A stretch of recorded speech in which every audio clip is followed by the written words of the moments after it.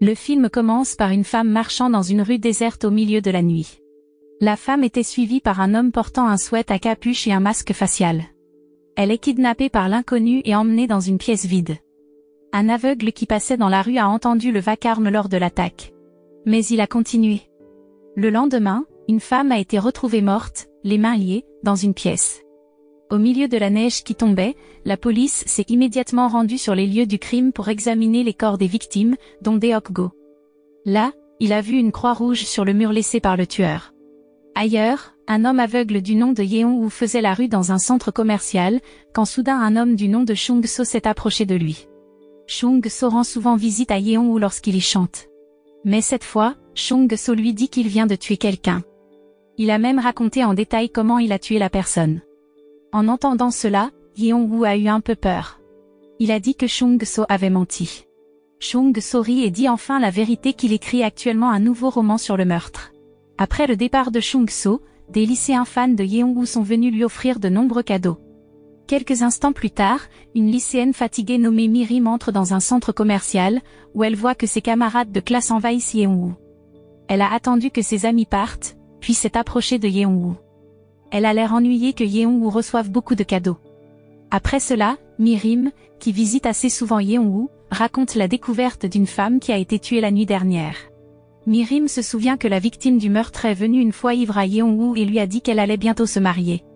Se souvenant de l'histoire de Chun-so, Yeon-woo dit à Mirim de rentrer chez elle car il fera bientôt nuit. Mais ensuite, le concierge du centre commercial est choqué de voir le visage blessé de Mirim.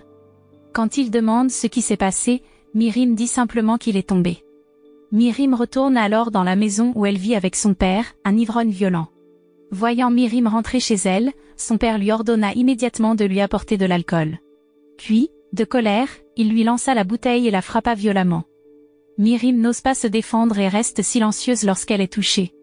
Fatiguée de vivre une telle vie, elle a finalement décidé de s'enfuir de chez elle le soir même.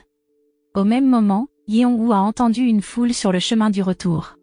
Il s'est avéré que la police interrogeait des passants pour le meurtre qui a eu lieu la nuit dernière. Yeon-woo s'est de nouveau rappelé l'histoire, alors il a pris un autre chemin. Arrivé à son appartement, Yeon-woo a enlevé ses lunettes et s'est regardé dans le miroir. Pendant tout ce temps, il a fait semblant d'être aveugle. Ailleurs, un homme a du mal à pousser sa charrette sur une route déserte en montée. Soudain, quelqu'un a poussé son chariot pour qu'il puisse facilement tirer le chariot jusqu'au sommet de la route. Mais ensuite, l'inconnu l'a frappé et lui a lié les mains. Le lendemain, la police a retrouvé le corps de l'homme dans une pièce vide. La police a estimé que le tueur de l'homme et de la femme l'autre jour était la même personne. Cependant, ils sont confus pour trouver le mobile du tueur. Au poste de police, le traitement de cette affaire devient une pomme de discorde car Deok Go, un haut gradé de la police, ne devrait pas s'en occuper. Il a ensuite cédé, bien qu'il ait continué à enquêter secrètement sur l'affaire. Il a essayé de trouver une corrélation où les deux corps ont été retrouvés en utilisant la carte dans sa chambre. Ensuite, avec 2 de ses collègues, il a quitté le poste de police pour aller quelque part. Au centre commercial, Yeon-woo reçoit à nouveau la visite de Chung-so. Là, Chung-so dit en détail qu'il vient de tuer quelqu'un la nuit dernière. Mais quand il a vu Yeon-woo prendre peur, il a immédiatement dit que l'histoire était pour le roman qu'il écrivait. Ensuite, Mirim, qui vient de rentrer de l'école, vient dire à Yeon-woo qu'un vieil homme a été victime d'un meurtre la nuit dernière. En entendant cela, les passants se sont joints à la discussion sur l'affaire du meurtre. Soudain, le détective Deok Go et ses 2 collègues sont arrivés. Il a interrogé Yeon-woo et a montré des photos de séquences de vidéosurveillance montrant que les 2 victimes du meurtre avaient déjà rendu visite à Yeon-woo. Yeon-woo a répondu que les personnes qui venaient le voir ne parlaient que de leur vie ordinaire et qu'il n'y avait rien d'extraordinaire. Deok Go donne toujours sa carte de visite à Yeon-woo, lui demandant de le contacter s'il se souvient de quelque chose d'étrange. Aujourd'hui, Mirim travaille à temps partiel comme commerçante. Alors qu'elle travaille la nuit, elle reçoit un message sur son téléphone portable. L'expéditeur du message lui a demandé de payer le loyer de sa chambre car elle était en retard depuis plusieurs mois. Ne sachant pas quoi faire, Mirim décide d'emprunter de l'argent au propriétaire du magasin. Malheureusement, son patron ne veut pas prêter d'argent et Mirim rentre chez elle après le travail, déçue. Sur le chemin du retour, Mirim se rend compte qu'elle est suivie. Mais quand elle a regardé en arrière, elle ne pouvait voir personne. Elle essaie de penser positivement tout en pensant constamment à la façon dont elle peut subvenir à ses besoins lorsqu'elle n'a pas d'argent elle-même. Pendant ce temps, Yeon-woo, qui rentrait également chez lui, ne cessait de penser à ce que Chung-so avait dit. Les deux meurtres qui, selon Chung-so, sont des histoires dans son roman sont similaires aux meurtres récents. Le temps passe vite, mais la police est toujours incapable de trouver un suspect pour les meurtres en série qui hantent la ville. Aujourd'hui encore, le nombre de victimes de meurtres augmente. Lorsque le détective Deok-go a une réunion avec son équipe, un officier de police subalterne entre dans la pièce en se plaignant que l'affaire du meurtre aurait dû être classée. Après tout, il n'y a aucune preuve solide pour identifier un suspect. Mais soudain, un appel est arrivé. L'appelant, qui n'est autre que Yeon-woo, dit qu'il a des indices sur des affaires de meurtre. Mais il a immédiatement raccroché après avoir été invité à se présenter au poste de police. Agacé que l'appel ait été fermé, Deok-go a alors ordonné à ses subordonnés de vérifier l'emplacement de l'appelant. Le détective junior a l'air ennuyé que ce soit lui qui donne l'ordre. Après tout, c'est lui qui s'occupe de l'affaire. Pendant ce temps, Mi-rim, qui venait d'arriver à sa pension, hésita lorsqu'elle vit que le propriétaire l'attendait. Avant de partir travailler, elle se souvient de l'incident où le propriétaire l'a séduite.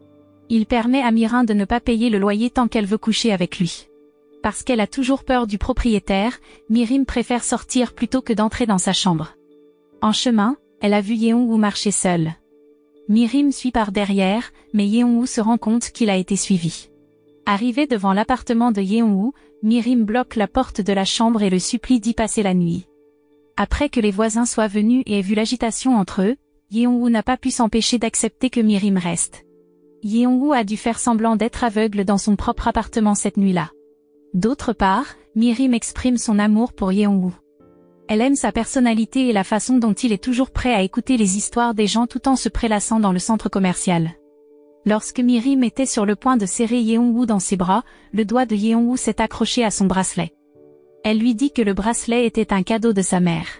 Sa mère veut qu'elle ne lâche pas le bracelet jusqu'à ce qu'elle soit mariée. Le lendemain matin, la police a réussi à trouver le téléphone public que Yeon-woo utilisait pour appeler le poste de police.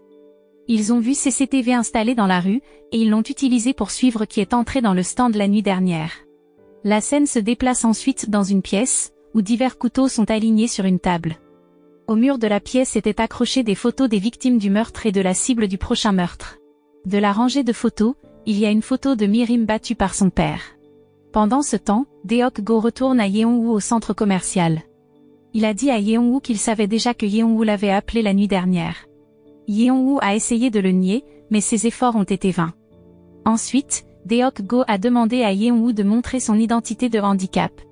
Tout en vérifiant les données sur l'identité, Deok-go a regardé les yeux de Yeon-woo pour déterminer s'il était vraiment aveugle ou non. Quelques instants plus tard, Chung-so est venu et a demandé pourquoi la police était là. Yeon-woo a seulement répondu qu'on lui avait demandé de faire attention lorsqu'il rentrait chez lui le soir. En entendant cela, Chung-so a juste ri, avant de demander des conseils sur le type de meurtre qu'il devrait écrire pour sa prochaine histoire. Yeon-woo a eu peur. Sans attendre sa réponse, Chung-so désigna nonchalamment une femme qui passait au loin. Lorsque Chung-so a pointé la femme du doigt, Yeon-woo a secrètement pris une photo de son visage à l'aide d'un téléphone portable. Il aurait presque été découvert s'il n'y avait pas eu une femme qui s'était approchée d'eux. Cette nuit-là, lorsqu'il rentre chez lui, Yeon-woo demande à Mi-rim de quitter son appartement. Mais avant de partir, Mi-rim pose des questions sur la photo des jumeaux dans la chambre de Yeon-woo. Comme Yeon-woo n'a pas répondu à sa question, elle est partie après l'avoir embrassé sur la joue. Ensuite, Yeon-woo a pris la photo dont parlait Mi-rim. C'était une photo de lui avec son frère jumeau. En fait, c'était son frère jumeau qui était aveugle. Sa cécité l'a même souvent fait intimider par d'autres garçons. Après s'être souvenu de son passé, le regard de Yeon-woo se tourne vers la table à manger où Mi-rim lui a préparé de la nourriture. Dehors, Mi-rim sent que quelqu'un la suit. Effectivement, quand elle a regardé en arrière, elle a vu un homme avec un visage couvert d'un masque qui la poursuivait. Paniquée, elle courut si vite qu'elle tomba devant la boutique où elle travaillait. Voyant d'autres personnes dans la boutique, l'homme masqué a immédiatement pris la fuite. Le lendemain, Mi-rim se rend à Yeon-woo. En pleurant, elle a raconté les événements de la chasse de la nuit dernière. En entendant les caractéristiques de l'homme, Yeon-woo était de plus en plus convaincu qu'il était Chung-so. Chung-so porte toujours un sweat à capuche quand il vient le voir. Ainsi, Yeong-woo a pris l'initiative de suivre Chung-so pour savoir où il habitait. Puis, le lendemain, Yeong-woo a envoyé une photo de Chung-so avec son nom complet et son adresse à la police. Une nuit, Mi-rim ne se rend pas compte qu'un homme la suit jusqu'à sa résidence. Alors qu'elle cuisinait des nouilles dans sa chambre, le propriétaire est venu la séduire. Mi-rim jette une soupe de nouilles au visage du propriétaire avant de s'enfuir. Mais à l'extérieur, l'homme parvient à la rattraper et à l'endormir. Ensuite, elle a été traînée dans une pièce. Le lendemain, alors qu'il était dans la rue, Yeong-woo a pensé à Mi-rim parce qu'il ne l'avait pas vue ce jour-là. Inquiet, il signale la disparition de Mi-rim au commissariat. Le détective Deok-go découvre enfin que Yeong-woo fait semblant d'être aveugle. Par conséquent, Deok-go l'a détenu au poste de police. Yeong-woo a déclaré qu'il vivait dans un orphelinat avec son frère jumeau aveugle lorsqu'il était enfant. Parfois, il change de rôle pour être aveugle en portant les lunettes de soleil de son frère jumeau, et c'est amusant. Jusqu'au jour où il a vu le gardien de l'orphelinat empoisonner 2 enfants pour vendre leurs organes. Le gardien paniqué a dit à Yeong-woo de sortir parce que le gardien pensait qu'il était son frère jumeau aveugle. Le gardien a ensuite battu les jumeaux. Et à ce moment, il descendit lentement les escaliers et tomba. Son frère jumeau est mort, et depuis lors, Yeong-woo a fait semblant d'être aveugle de peur d'être attrapé par le gardien. Si cela arrivait, il ne survivrait pas. Après que Yeong-woo ait terminé son histoire, Deok-go lui a dit que le gardien avait été arrêté par la police il y a 7 ans pour trafic d'enfants. Mais soudain, Chung-so arrive au poste de police et se rend. Il admet être un tueur en série qui a hanté la ville. La police l'a immédiatement arrêté et la nouvelle est devenue virale, atteignant les oreilles du véritable tueur en série. Pendant ce temps, Mi-rim parvient à se libérer et se précipite hors de la pièce. Malheureusement, l'homme qui l'a kidnappée l'a repoussée dans la pièce et lui a attaché les mains et les pieds. Pendant ce temps, Yeong-woo, qui vient de sortir du poste de police, s'est soudainement souvenu de l'histoire de Chung-so selon laquelle il avait été témoin d'un meurtre et en ferait un roman. Yeong-woo est sûr que le tueur en série n'est pas Chung-so mais quelqu'un d'autre. Il a commencé à se creuser la tête pour trouver qui avait kidnappé Mi-rim.